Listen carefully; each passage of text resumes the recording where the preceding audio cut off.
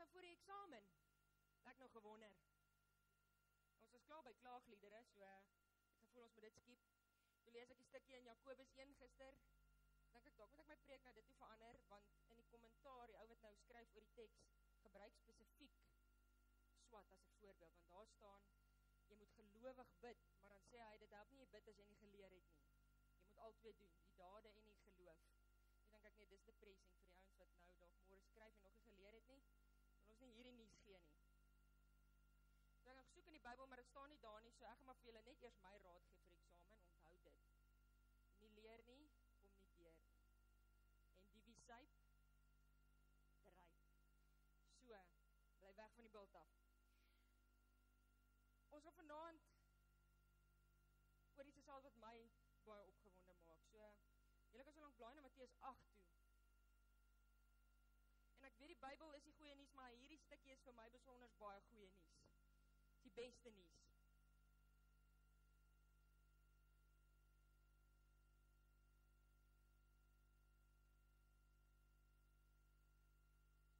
Wie van julle begin môre met eksamen?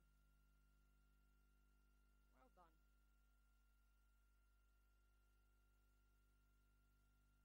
Okay. As ons nou so vanaand hier staan, dan is party van julle se grootste vrees dalk nou môre of hierdie week. Of dalk eerder na die herre, want na hierdie tyd het jy darm nog 'n kans. Maar as die herre verby is, dan is dit verby. Maar kom ons dink 'n bietjie verder as die eksamen. Voordat ons lees, wil ek hê jy moet vir so 'n oomblik dink, wat is die staf in jou lewe waaroor jy regtig bekommerd is? Ek bedoel, deelnommerpunte het nou uitgeval, is te laat. Familie het nog nie 'n werk gekry nie, dalk as jy finale jaar het nog nie 'n werk gekry nie. Verhoudings, geld. Wat is staf in jou lewe is jy voor bang?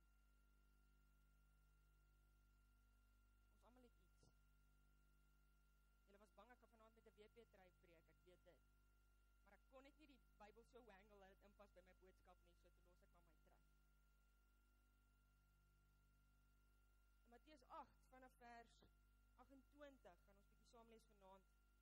En met hierdie in die agterkop, met dit, ons vrese en goed, wil ek hê met ons hierdie gedeelte lees, en dan gaan ons bietjie ondersoek instel, en ons veral twee goed in die gedeelte wat uitstaan, en die een het ons eintlik laasweek by die amfie oor gepraat, so ons gaan nie te veel daarop hamer nie, julle sal sommer dadelik hoor. Toe Jesus aan die oorkant in die land van die Gadareners kom, het twee mense wat in die mag van bose geeste was, om van die grafte af tegemoet gekom. Hulle was baie gevaarlik, sodat niemand dit langs daardie pad kon waag nie. Skielik het hulle begin skreeu, wat het u met ons te doen, seun van God? Het u hierheen gekom om ons voor die tyd te pynig? 'n Hele end van hulle af het 'n groot trop varke geloop.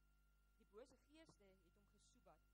As u ons uitdryf, stuur ons tog in die trop varke in. Gaan, het hy vir hulle gesê. Hulle is toe uit die mense uit en het in die varke ingevaar.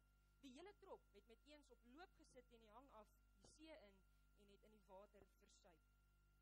Die wagters het weggehardloop dorp toe en alles gaan vertel, ook wat met die besetenis gebeur het. Die hele dorp het Jesus tegemoet gegaan en toe hulle hom sien, het hulle hom ernstig versoek om hulle gebied te verlaat. Tot sover. Nou, ons val hier aan die einde van hoofstuk 8 van Matteus in, en hierdie gedeelte speel af net na Jesus die storm stil gemaak het, wat ook 'n redelike bekende gedeelte is.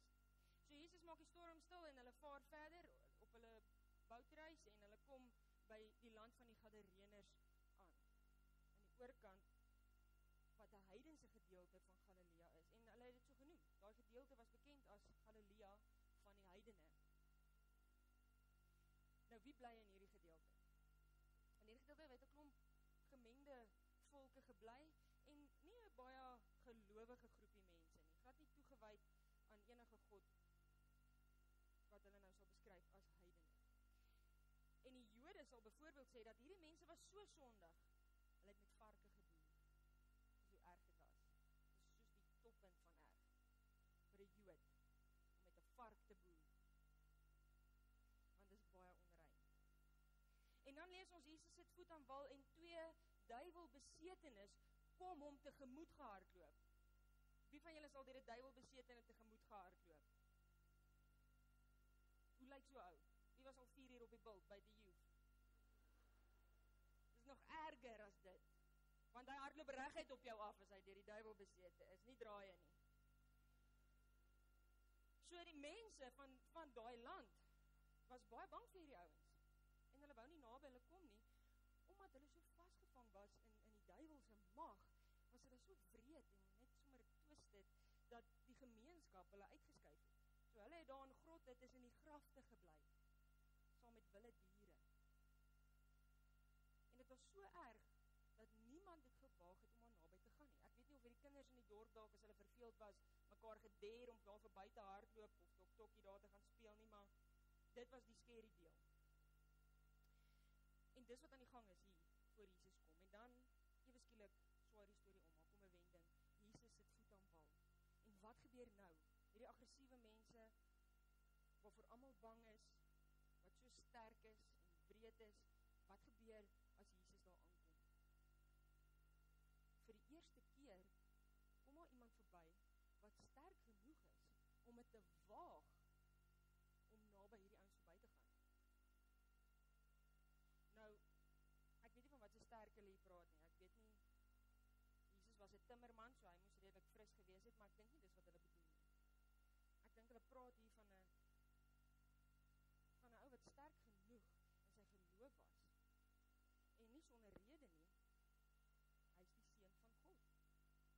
En dan sien ons 'n verandering in hierdie ouens, hierdie wrede, macho, besetenis, duiwels eintlik, sien vir Jesus, en in plaas van om hom te bestorm en bang te maak soos die ander mense, steek hulle vas en begin hulle te bewe van vrees. Verby is dit, die scary, wrede mense, wat almal bang was in 'n oomblik. Weg is hulle krag,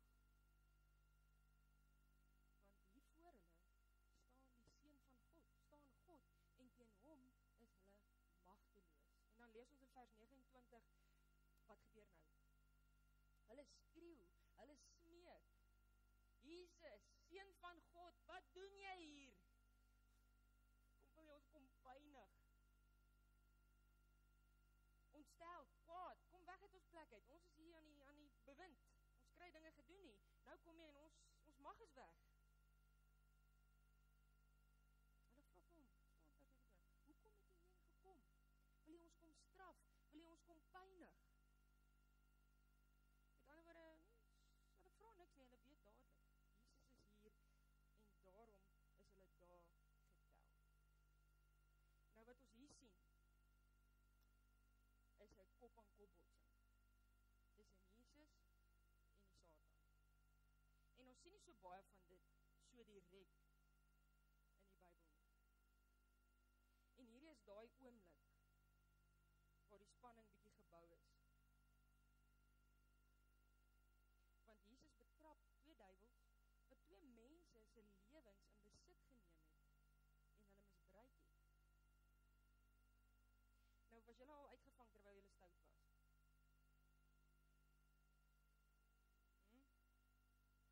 So Karel, by jou kom kuier die naweek en jou pa sit skielik die lig aan terwyl julle voor die TV lê. Maar nog voor dit, as jy nou regtig klein was en jy stout en jy weet jy doen wat jou ma gesê het jy nie mag doen nie, en die volgende week hoor jy, en nou, dan weet jy, hier kom moeilikheid. Nou gaan jou nerve waai. Dit is amper wat hier gebeur. Hierdie mense is besig, die duiwels is besig om mense se lewens heeltemal te verwoes, en Jesus betrap hulle. En hulle weet, dis hoekom hulle begin soebat en smeek. Dis hoekom hulle begin sê, Jesus, asseblief, begin baken, asseblief. Jaag ons eerder in die varke in. Moet ons net nie straf nie.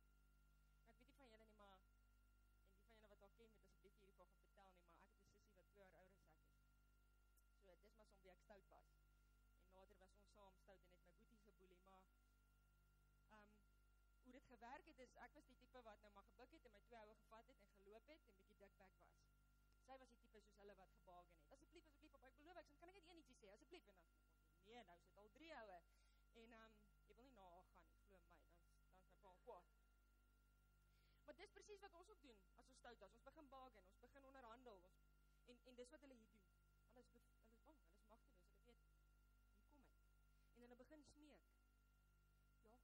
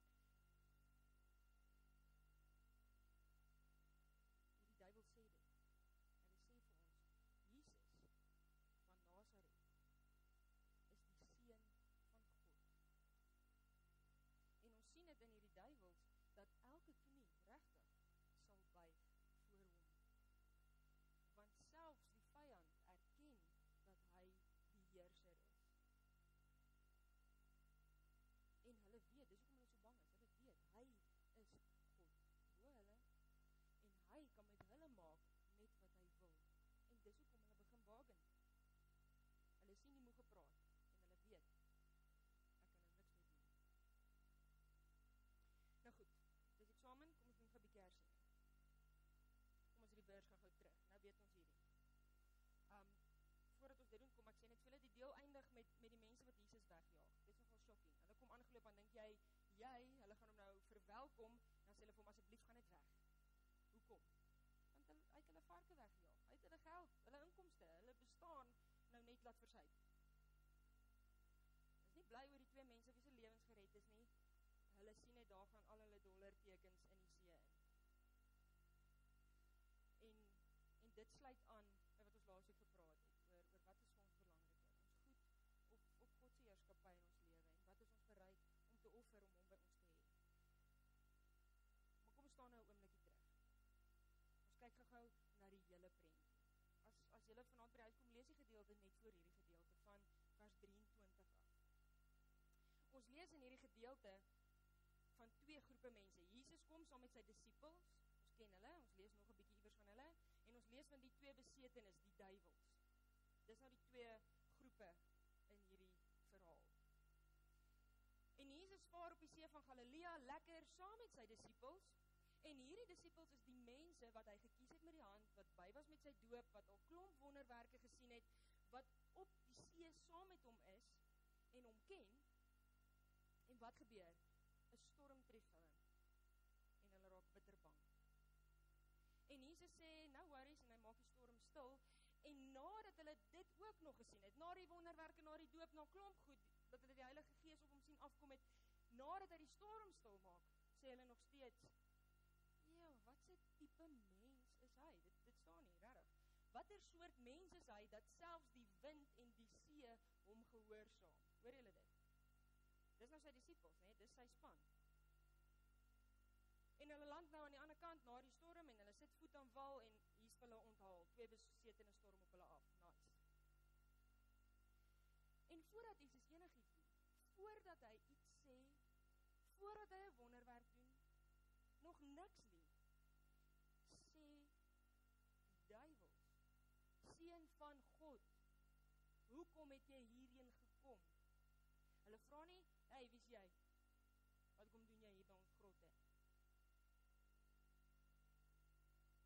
Hulle wonder nie, hulle sê nie vir mekaar, hey, wie is daai mannetjie? Dink jy, dis die een van wie ons gehoor het? Lyk dit vir op ons sal kan vat? Dadelik weet hulle, sonder twyfel, hier is die seun van God. Dis ongelooflik. Hier is die mense wat al klomp goed gesien het, wat sê, wat se tipe mense is dit hierdie? Hy kan met die see en die wind praat. En dan sien ons die duiwels, die magte wat ons bedreig tot vandag toe, wat dadelik sê, seun van God. Nou dink weer oor jou lewe. Kom ons die vers nog 'n bietjie terug na wat ek aan die begin vir jou gevra het. Waarvoor is jy bang?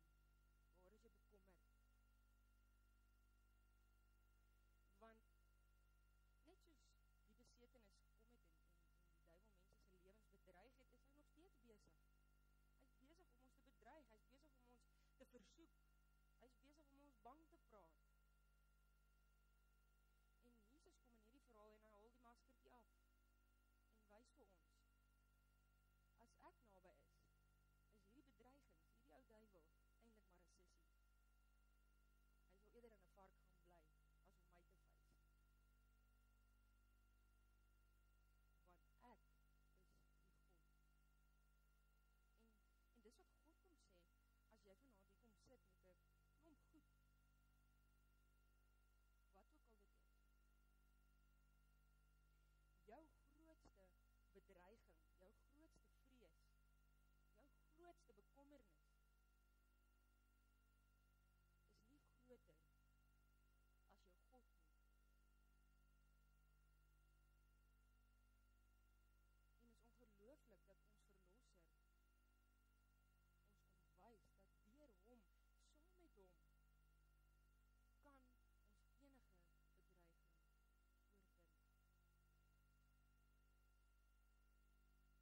Maar ons probleem is, ons is soos die disippels. Ons het 'n boek vol, hoeveel duisend blaaie is hier? 1400, 1500? 'n boek vol stories van hoe groot God is. Ons het mense om ons vol stories van hoe groot God is. Ons het ook self stories van hoe groot God al vir ons was en steeds is. En dan dink ons, wie gaan my help met hierdie? Kan nie my pa sê nie. Hy is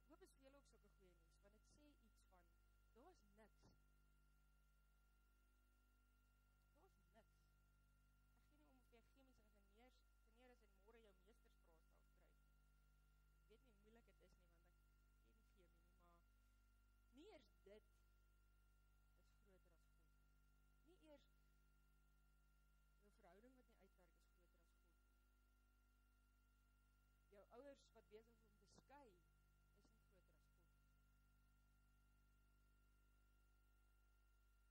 Wat ook al. En die beste van alles is, wat ook al jou bedreig, weet dit dalk meer as jy, dat Jesus, die Seun van God, oorwinning behaal het vir jou.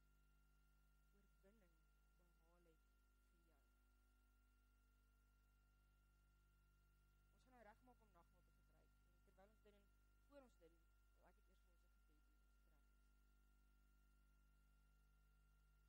doen, ons reg is. Here, ons aanbid U as ons verlosser, ons aanbid U as ons God, as skepper. Maar dankie dat U ons oorwinnaar en ons beskermer is. Dankie dat U elke tree van die pad saam met ons is en langs ons staan. En maak nie saak wat die wêreld op ons laat afstorm en hoe scary dit mag lyk. U is groter as dit.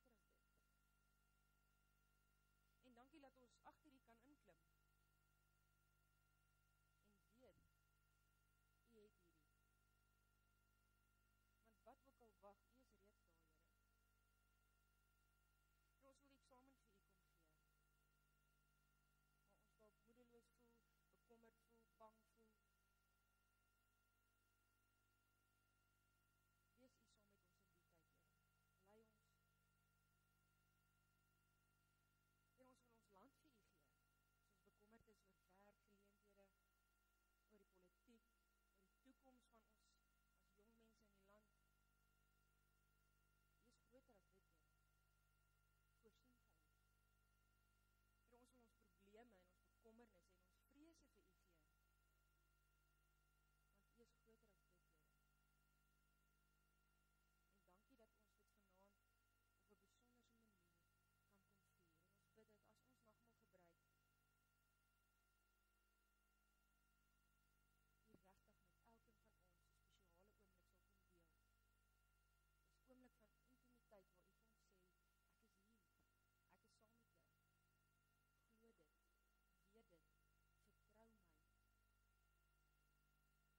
weet dit, vertrou my. Dankie vir Jesus se koms, dankie vir sy dood en sy opstanding en sy oorwinning, en ons bid dit in sy naam.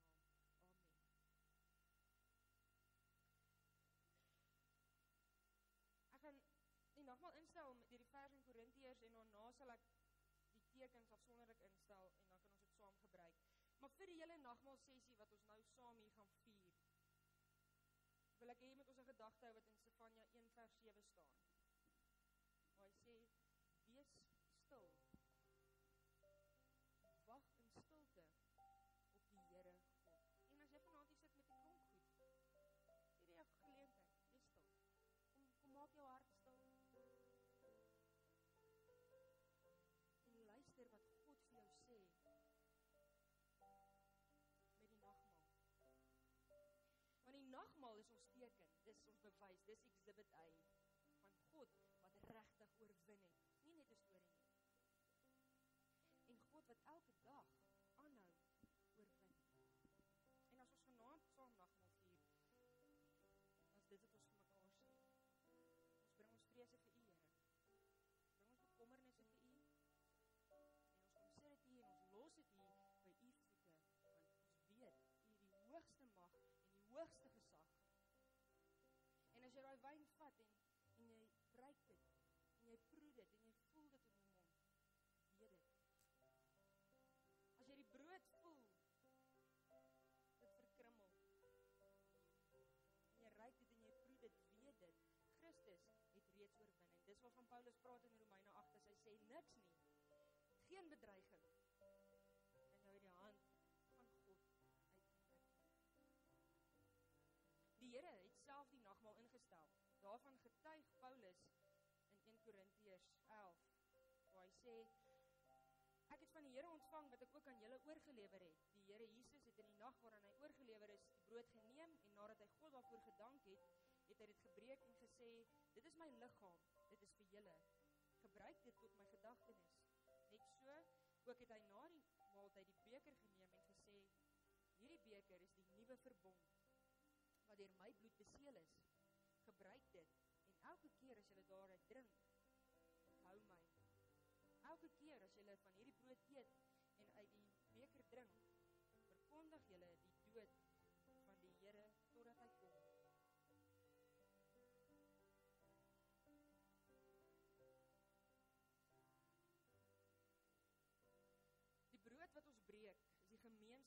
liggaam van ons Here Jesus Christus. Neem, eet, dink daaraan en glo dat sy liggaam gebreek is tot 'n volkome versoening van al jou sondes.